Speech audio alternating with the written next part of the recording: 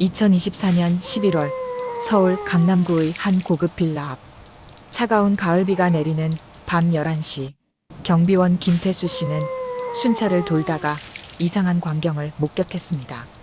빌라 정문 앞 가로등 불빛 아래 한 마리의 골든 리트리버가 비에 흠뻑 젖은 채 웅크리고 앉아 있었습니다. 개의 목에는 낡은 가죽 목걸이만 달려 있었고 그 옆에는 비닐로 싼 작은 상자 하나가 놓여 있었습니다.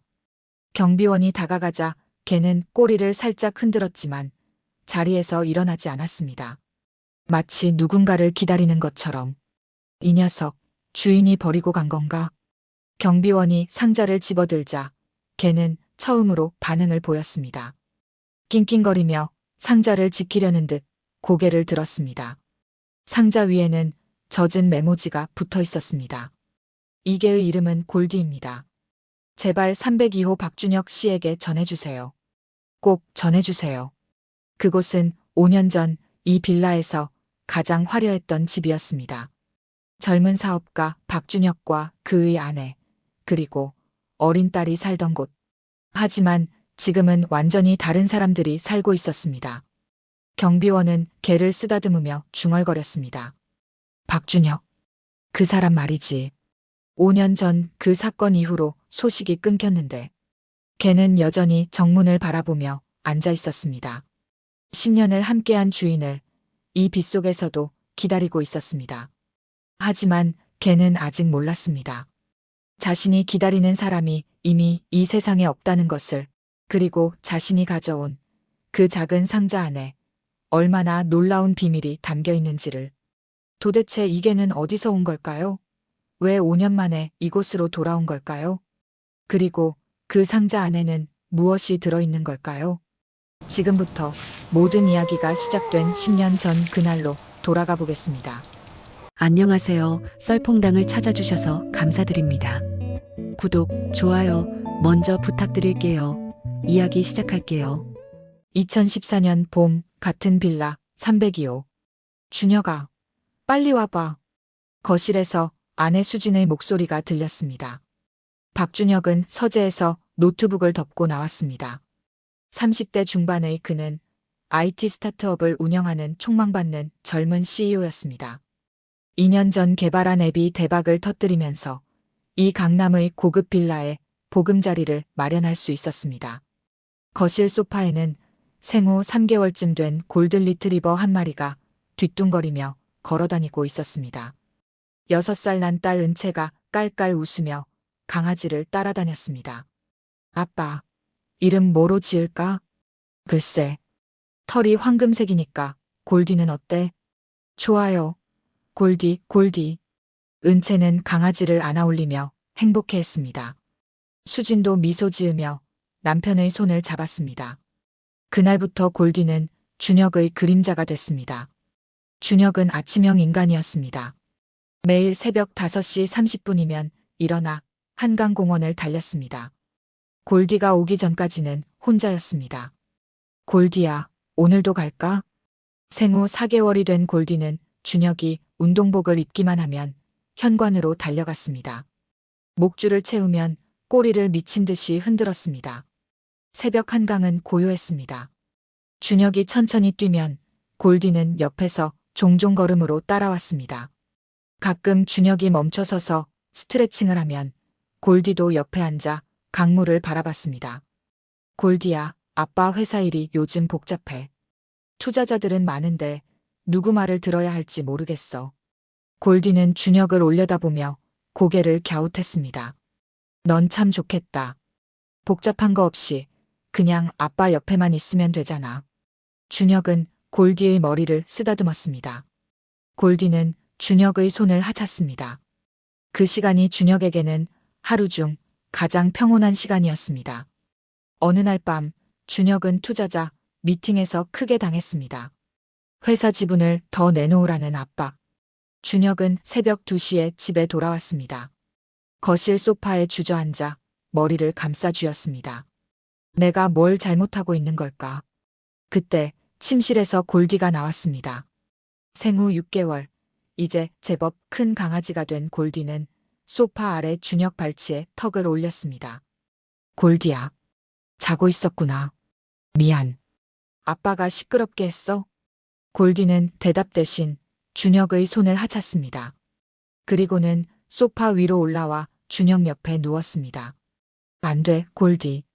넌 걔 침대에서 자야지. 하지만 골디는 움직이지 않았습니다. 그저 준혁의 다리에 턱을 괴고 눈을 감았습니다. 준혁은 골디의 따뜻한 체온을 느끼며 한숨을 내쉬었습니다. 이상하게 마음이 편안해졌습니다. 고맙다, 골디야. 넌 아무 말 안 해도 아빠가 힘들다는 거 아는 것 같아. 그날 밤 준혁은 골디와 함께 소파에서 잠들었습니다. 수진이 새벽에 발견하고 담요를 덮어줬습니다. 골디는 준혁의 서재에 들어가는 걸 좋아했습니다.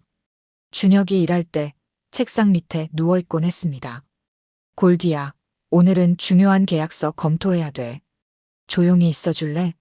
골디는 꼬리를 한번 흔들고 책상 밑으로 들어갔습니다. 준혁은 계약서를 읽으며 중얼거렸습니다. 이상한데. 이 조항, 왜 갑자기 추가된 거지? 형사 입건 시 의결권 정지라니. 골디는 준혁의 발을 턱으로 받치고 누워 있었습니다. 민우가 이걸 넣었다고 했는데 설마 뭔가 계획이 있는 건 아니겠지?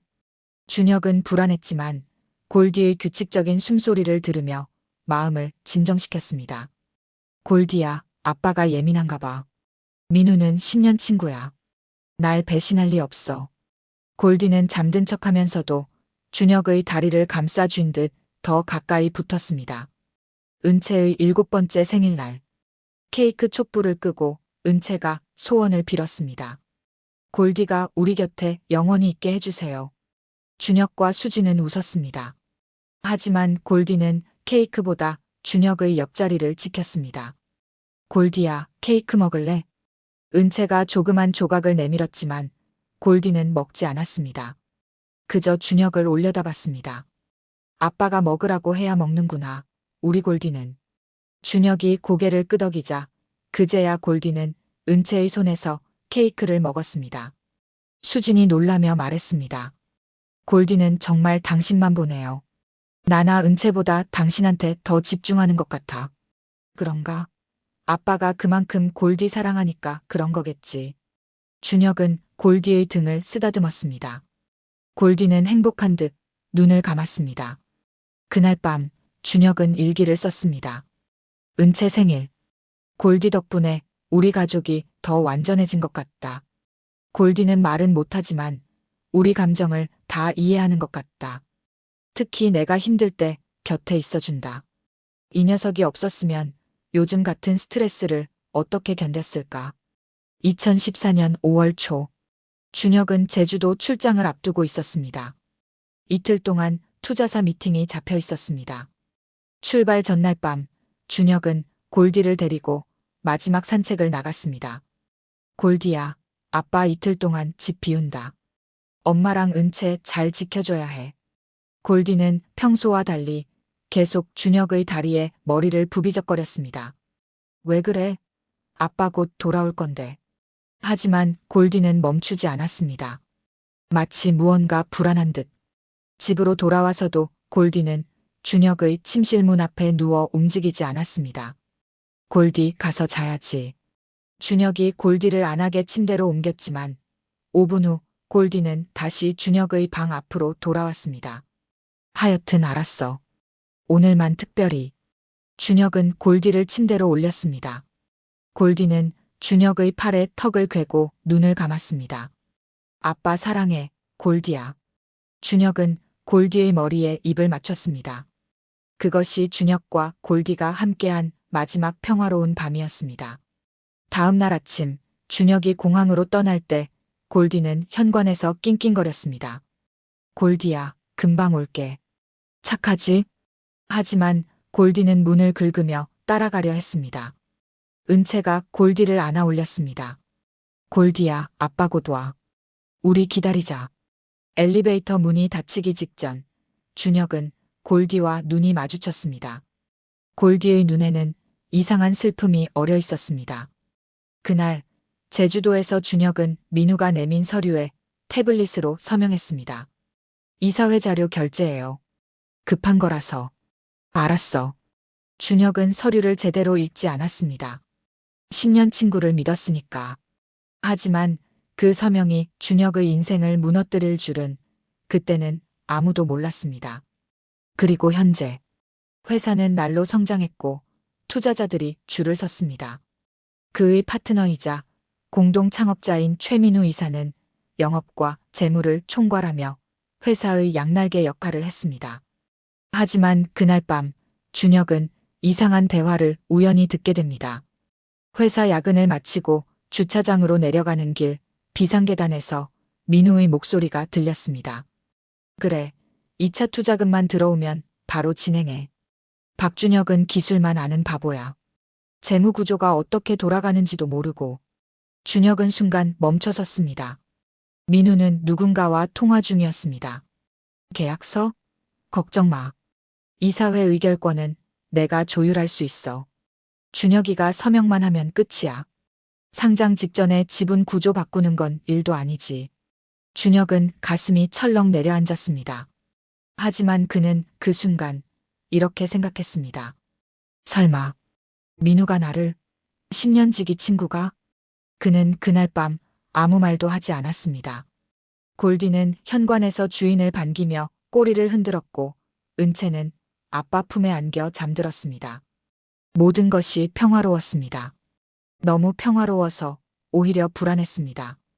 이사회 의결권 조항, 위조된 계좌 개설 서류, 사라진 30억. 모든 것이 정교하게 계획된 함정이었습니다. 준혁은 회사를 잃었고 가족을 잃었고 자유를 잃었습니다. 하지만 골디만은 달랐습니다. 골디는 끝까지 기다렸습니다. 10개월 동안 쌓인 사랑은 10년의 기다림으로 증명됐습니다. 그것이 골디가 준혁에게 배운 것이었습니다. 진정한 사랑은 배신하지 않는다는 것. 그로부터 정확히 일주일 후 준혁의 인생을 뒤흔들 사건이 터집니다. 2014년 5월 17일 새벽 2시. 긴급 속보입니다. 서울 강남에 위치한 IT 기업 브라이트웨이브의 박준혁 대표가 횡령 및 배임 혐의로 검찰 조사를 받고 있습니다. 뉴스 속보가 터졌습니다. 준혁은 새벽에 급히 걸려온 변호사의 전화를 받고 경악했습니다. 준혁 씨, 지금 당장 출국하지 마세요. 2차 투자금 50억 중 30억이 개인 계좌로 빠져나간 정황이 포착됐습니다. 뭐라고요? 제가 언제 그런 짓을... 문제는 계좌 개설 서류에 당신 서명이 있다는 겁니다. 그리고 그 계좌로 돈이 들어간 시점이 지난주 금요일. 당신이 제주도 출장 갔을 때입니다. 준혁은 머리가 하얘졌습니다. 제주도 출장. 그때 민우가 급한 서류라며 태블릿으로 몇 개 사인을 받았습니다. 이거 이사회 보고 자료 결제인데 급해서. 그때 그 서류들. 새벽 4시 검찰 조사실. 박준혁 씨, 이 통장 개설 신청서 서명이 당신 것 맞습니까? 서명은 제 것이지만 이게 통장 개설 서류인 줄 몰랐습니다. 하지만 여기 날짜를 보세요. 5월 9일. 당신이 제주도에서 직접 태블릿으로 서명한 날짜입니다. 그리고 5월 12일. 이 계좌로 투자금 30억이 입금됐다가 당일 인출됩니다. 조사는 밤새 이어졌습니다. 그 사이 민우는 이사회를 소집했습니다. 이사님 여러분, 저도 충격입니다. 하지만 회사를 살려야 합니다. 임시대표 체제로 전환하고 박준혁 대표는 직위 해제하는 게 맞다고 봅니다. 투자자 대표들은 고개를 끄덕였습니다. 누가 봐도 준혁은 끝났습니다. 집으로 돌아온 준혁의 얼굴은 잿빛이었습니다. 수지는 울먹이며 물었습니다. 당신 정말 안 한 거 맞죠? 수진아, 나 정말 믿어요. 근데 사람들이 안 믿잖아요. 벌써 기사가 수십 개야. 은채 학교에도 전화가 왔어. 현관에서 골디가 낑낑거리며 준혁에게 다가왔습니다. 준혁은 골디의 머리를 쓰다듬었습니다. 미안하다, 골디야. 아빠가 잘못 믿었나 봐. 그날 밤 준혁은 결심합니다. 모든 증거를 찾아내기로. 민우를 직접 만나기로.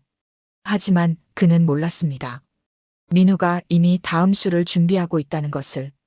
그리고 그 다음 수가 얼마나 치명적인지. 2014년 6월 준혁의 구속영장이 청구됐습니다. 30억 횡령, 투자금 배임, 문서 위조. 증거는 차곡차곡 쌓여갔고 모든 것이 준혁을 가리켰습니다. 박준혁 전 대표 법정 구속. 뉴스는 연일 준혁을 범죄자로 낙인 찍었습니다. 회사는 민우가 완전히 장악했습니다. 이사회는 민우를 정식 대표로 선임했고 준혁의 지분 35%는 회사 운영 방해를 이유로 동결됐습니다. 계약서 5조 2항에 명시돼 있습니다. 형사 입건된 주주의 의결권은 자동으로 정지됩니다. 변호사가 설명했지만 준혁은 그때서야 깨달았습니다. 2차 투자 때 민우가 슬쩍 끼워 넣은 조항이었습니다. 제가 그때 제대로 안 읽고 서명했습니다. 더 큰 문제는 가족이었습니다. 수진의 부모님이 찾아왔습니다. 수진의 아버지는 차갑게 말했습니다. 수진아, 이혼해라. 은채 생각해서라도. 아버지, 준혁이는 억울한 거라니까요. 세상이 그렇게 안 봐. 저 사람 전과자 되면 은채가 어떻게 살아? 결국 수진은 무너졌습니다. 이혼 서류에 도장을 찍었습니다. 은채의 양육권은 수진에게, 재산은 준혁의 것이 거의 없었습니다. 빌라는 이미 가압류가 걸렸고 계좌는 동결됐습니다. 골디는 제가 데려갈게요. 수진이 눈물을 닦으며 말했습니다. 준혁은 고개를 끄덕였습니다. 은채가 좋아하니까. 잘 부탁해. 하지만 수진의 집은 반려동물을 키울 수 없었습니다. 결국 골디는 수진의 친정, 경기도 양평의 작은 농가로 보내졌습니다. 수진의 어머니가 임시로 맡기로 했습니다. 은채야, 골디는 할머니 집에서 지내는 거야. 우리 주말마다 보러 가자. 엄마. 아빠는요? 아빠는 일 때문에 못 와. 그렇게 가족은 뿔뿔이 흩어졌습니다. 그리고 2014년 9월 1심 선고. 피고인 박준혁에게 징역 5년을 선고한다. 준혁은 그 자리에서 무너졌습니다. 법정을 나서며 그는 방청석에 앉아있던 민우와 눈이 마주쳤습니다. 민우는 미세하게 웃었습니다. 그날 밤 준혁은 교도소 독방에서 생각했습니다. 5년 후엔 모든 게 달라져 있겠지. 하지만 그는 몰랐습니다. 진짜 비극은 이제 시작이라는 것을. 2014년 가을 양평 농가. 골디는 낯선 환경에 적응하느라 힘들어했습니다. 수진의 어머니는 개를 좋아하지 않았습니다. 쯧쯧. 개 주제에 밥값은 또 얼마나 나가. 은채가 보러 온다니까 키우는 거지. 골디는 마당 한 구석 낡은 계집에서 지냈습니다. 처음에는 은채가 주말마다 찾아왔습니다. 골디야. 보고 싶었어. 은채가 안아주면 골디는 꼬리를 미친 듯이 흔들었습니다. 하지만 시간이 지나면서 은채의 방문은 점점 뜸해졌습니다. 한 달에 한 번, 두 달에 한 번, 그러다 6개월에 한 번. 2016년 수진이 재혼했습니다. 새 남편에게는 이미 초등학생 아들이 있었고 그들은 서울 목동의 새 아파트로 이사했습니다. 엄마, 골디는요? 골디는 할머니가 잘 돌봐주신대. 우리 새집 가면 새로운 강아지 키우자. 은채는 더 이상 양평에 오지 않았습니다. 골디는 매일 마당 입구에 앉아 기다렸습니다. 처음에는 은채를 기다렸고 나중에는 준혁을 기다렸습니다. 그저 습관처럼 입구를 바라보며 앉아 있었습니다. 2018년 수진의 어머니가 쓰러졌습니다. 뇌경색. 요양병원에 입원하면서 집은 비워졌습니다. 수진이 급히 양평에 왔습니다. 엄마 짐 정리하고 골디는 어쩌지? 새 남편이 짜증스럽게 말했습니다. 보호소에 보내든가. 벌써 4살이나 먹었는데 누가 입양해 가겠어? 그래야 할 것 같아요. 다음 날 수진은 골디를 차에 태웠습니다. 골디는 오랜만에 차를 타서인지 신이 났습니다. 꼬리를 흔들며 창밖을 봤습니다. 하지만 도착한 곳은 보호소였습니다. 이 아이가 골든 리트리버고요. 4살입니다. 순하고 말 잘 들어요. 네, 접수하겠습니다. 서류 작성해 주세요. 수진은 서류를 쓰면서 눈물을 흘렸습니다. 골디는 그런 수진을 올려다보며 고개를 갸웃했습니다. 골디야, 미안해. 엄마가 지금 형편이 안 돼서. 수진은 골디를 안고 한참을 울었습니다. 그리고는 일어나 뒤도 돌아보지 않고 나갔습니다. 골디는 철창 안에서 수진이 사라지는 뒷모습을 바라봤습니다. 보호소 생활이 시작됐습니다. 골디는 하루하루를 버텼습니다. 다른 개들은 지저대고 불안해했지만 골디는 조용했습니다. 매일 철창 앞에 앉아 복도를 바라봤습니다. 2019년 봄 한 젊은 남자가 골디를 입양했습니다. 이 아이 순해 보이네요. 데려갈게요. 골디는 새로운 집으로 갔습니다. 하지만 6개월 후 남자의 사정으로 골디는 다시 보호소로 돌아왔습니다. 취직해서 집을 비우는 시간이 많아져서요. 미안합니다. 그렇게 골디는 2019년부터 2024년까지 5번 입양됐다가 5번 보호소로 돌아왔습니다. 나이를 먹을수록 입양 확률은 떨어졌습니다. 2020년 여름 보호소. 그날은 평범한 날이었습니다. 골디는 여느 때처럼 철창 앞에 앉아 있었습니다. 갑자기 보호소 직원이 다급하게 뛰어왔습니다. 여러분, 잠깐만요. TV 좀 봐요. 휴게실 TV에서 뉴스가 나오고 있었습니다. IT 기업 브라이트웨이브의 횡령 사건, 재심에서 무죄 판결. 그러나 박준혁 씨는 지난달 교통사고로 사망. 골디의 귀가 쫑긋 섰습니다. 박준혁이라는 이름. 하지만 골디는 TV를 볼 수 없었습니다. 그저 철창 안에서 어딘가에서 들려오는 익숙한 이름의 울림을 느꼈을 뿐입니다. 그날 이후 골디는 밥을 조금씩 남기기 시작했습니다. 2024년 10월 보호소. 골디는 이제 10살이었습니다. 개의 나이로는 노년입니다. 털은 군데군데 빠졌고 걸음걸이도 느려졌습니다. 어느 날 아침 보호소 정문에 택배 상자 하나가 놓여 있었습니다. 직원이 상자를 들고 들어왔습니다. 이상한데 수취인이 골디라고 돼 있어요. 골디? 우리 보호소 골디 말하는 건가?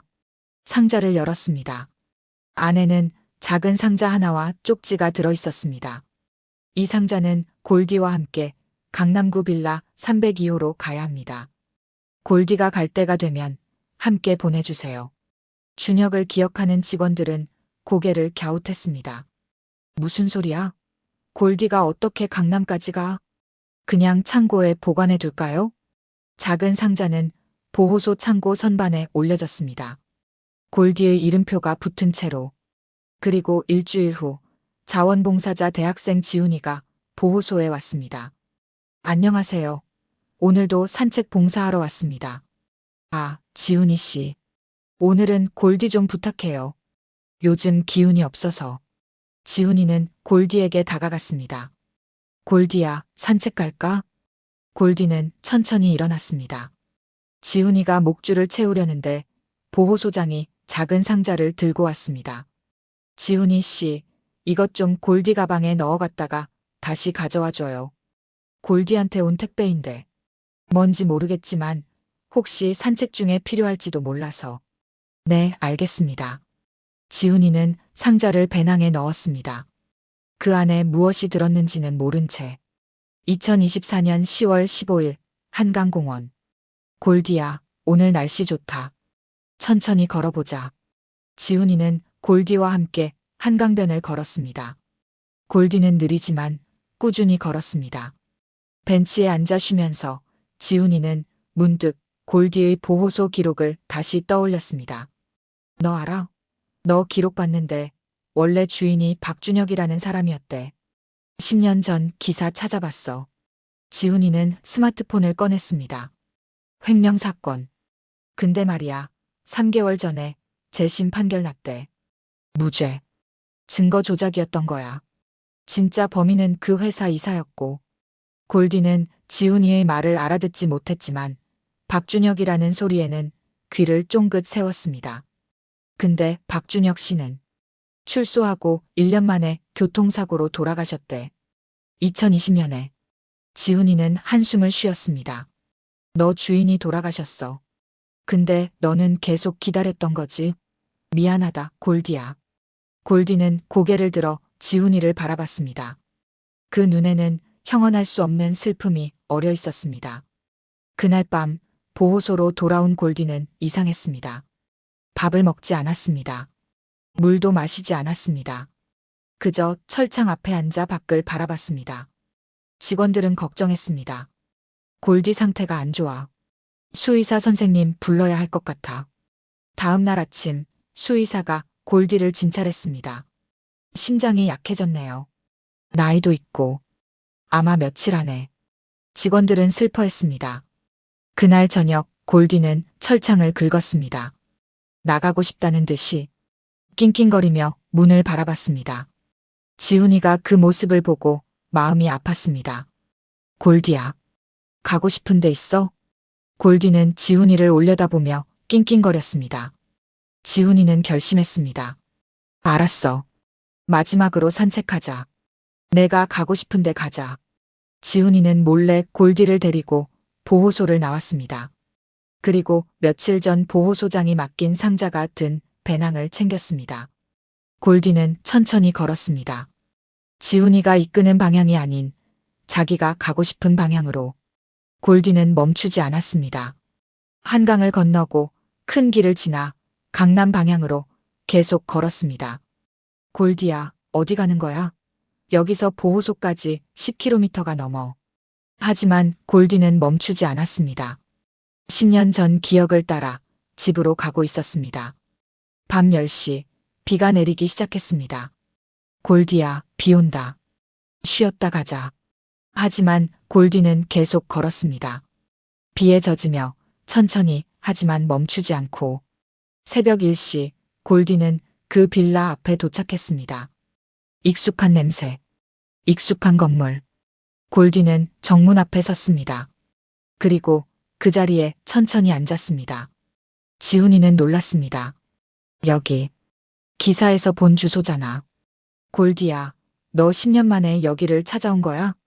골디는 꼬리를 한번 흔들고 그 자리에 앉았습니다. 기다리는 자세로. 지훈이는 가슴이 먹먹해졌습니다.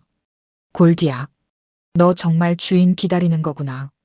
그때 지훈이는 자신의 배낭을 떠올렸습니다. 잠깐. 그 상자. 지훈이는 배낭에서 상자를 꺼냈습니다. 비닐 포장을 뜯고 안을 열었습니다. 작은 상자 안에는 USB 하나와 편지가 들어 있었습니다. 골디에게. 이 USB에는 박준혁 씨의 무죄를 입증하는 모든 증거가 들어 있습니다. 그리고 그분이 남긴 마지막 메시지가 있습니다. 302호에 전달해 주세요. 박준혁을 기억하는 이로부터. 지훈이의 손이 떨렸습니다. 이게 여기로 가야 하는 거였구나. 골디야, 넌 알았던 거야? 내가 여기 와야 한다는 걸. 골디는 대답 대신 빌라 정문을 바라보며 앉아 있었습니다. 지훈이는 상자를 다시 조심스럽게 포장했습니다. 그리고 골디 옆에 놓았습니다. 골디야, 조금만 기다려. 내가 경비 아저씨 부를게. 이 상자 꼭 전달해야 해. 골디는 고개를 끄덕이는 듯 했습니다. 그렇게 골디는 비 오는 밤 상자와 함께 그곳에 남았습니다. 마치 10년 전 준혁을 기다리던 것처럼. 아니, 정확히는 준혁의 마지막 부탁을 지키기 위해. 골디는 알고 있었습니다. 이것이 자신이 할 수 있는 마지막 일이라는 것을. 주인을 위한 마지막 임무라는 것을. 다음 날 오전. 경비원은 고민 끝에 관리사무소에 보고했습니다. 그리고 302호의 현재 거주자에게 연락했습니다. 302호에는 지금 30대 부부와 아이가 살고 있었습니다. 남편 이정우 씨는 IT 기업 개발자였습니다. 저희한테 온 건가요? 저희는 박준혁이라는 분 모르는데요. 그래도 이게가 계속 여기 앞에 앉아 있어서요. 그리고 이 상자. 이정우는 상자를 받아들었습니다. 아내와 함께 상자를 열었습니다. USB와 편지. 편지에는 이렇게 쓰여 있었습니다. 제 이름은 박준혁입니다. 저는 제가 살아있는 동안 밝히지 못한 진실이 있습니다. 이 USB에는 제 무죄를 입증하는 증거와 진짜 범인의 범행 내역이 모두 담겨 있습니다. 그리고 제가 마지막으로 딸에게 전하고 싶은 이야기가 있습니다. 부디 이 파일을 경찰과 언론에 전달해 주십시오. 그리고 가능하다면 제 딸 박은채를 찾아 이 사실을 알려주십시오. 마지막으로 골디를 부탁드립니다. 골디는 제가 살아있을 때 유일하게 저를 믿어준 존재입니다. 이정우 부부는 떨리는 손으로 USB를 컴퓨터에 꽂았습니다. 파일이 열렸습니다. 첫 번째 폴더 증거자료. 최민우가 조작한 계좌 개설 서류 원본과 위조본 대조 분석. 실제 30억이 이동한 해외 계좌 추적 기록. 민우와 공모자들의 이메일 및 녹취록. 2014년부터 2019년까지 민우가 회사 자금을 빼돌린 전체 내역. 두 번째 폴더 재심 판결문. 2024년 7월 선고된 무죄 판결문. 최민우에 대한 징역 7년 확정 판결문. 세 번째 폴더 은채에게. 비디오 파일 하나. 이정우는 파일을 재생했습니다. 화면에 수척한 얼굴의 30대 후반 남자가 나타났습니다. 박준혁이었습니다. 2019년 출소 직후 촬영한 영상이었습니다. 은채야, 아빠야. 너 이 영상 볼 때쯤이면 아빠는 아마 없을 거야. 아빠는 은채한테 할 말이 너무 많은데 용기가 안 나더라. 그래서 이렇게 영상으로 남긴다. 은채야, 아빠는 억울했어. 하지만 억울하다고 소리치는 것보다 진실을 밝히는 게 더 중요하다고 생각했어. 5년 동안 감옥에서 모든 증거를 모았어. 그리고 출소하자마자 재심을 신청했어. 변호사 선생님이 승소 확률 높다고 했어. 근데 아빠는 기다릴 수가 없었어. 은채 보고 싶어서, 엄마 보고 싶어서, 골디도 보고 싶어서. 근데 엄마는 재혼했더라. 은채는 새 아빠가 생겼더라. 아빠가 끼어들 자리가 없더라. 그래서 아빠는 멀리서 은채 보는 것만으로 만족하려고 했어. 근데 아빠 몸이 이상해졌어. 감옥에서 생긴 병이래. 의사 선생님이 길어야 1년이라고 했어. 은채야, 아빠는 은채한테 떳떳한 아빠로 기억되고 싶어. 범죄자가 아니라 은채를 사랑했던 아빠로. 그러니까 이 영상 보고 아빠가 억울했다는 거 알아줘. 그리고 골디 잘 부탁해. 골디는 아빠가 교도소에 있을 때도 아빠 생각하며 기다렸을 거야. 은채가 골디 안아주면 그게 아빠를 안아주는 거야. 사랑한다, 은채야. 영상이 끝났습니다. 이정우 부부는 눈물을 흘렸습니다. 이거 경찰에 신고해야 해요. 그리고 박은채 양을 찾아야 해요. 다음 날 모든 언론이 이 사건을 보도했습니다. 10년 전 횡령 사건 조작이었다. 진실 밝힌 건 한 마리개. 골든 리트리버 골디 주인의 마지막 메시지 전달. 기사가 터지자 수진이 연락해 왔습니다. 제가 은채 엄마입니다. 그 개가 골디가 정말 거기 있나요? 수진은 은채를 데리고 빌라로 달려왔습니다. 은채는 이제 16살 고등학생이었습니다. 현관 앞 골디는 여전히 그 자리에 앉아 있었습니다. 은채가 다가갔습니다. 골디야. 나야, 은채야. 기억해? 골디는 천천히 고개를 들었습니다.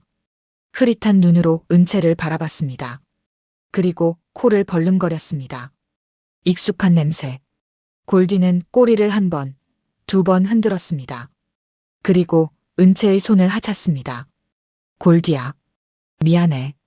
너 혼자 두고. 미안해. 은채는 골디를 안고 울었습니다. 수진도 옆에서 함께 울었습니다. 준혁아. 미안해. 내가 널 못 믿어서. 미안해. 그날 골디는 동물병원으로 옮겨졌습니다.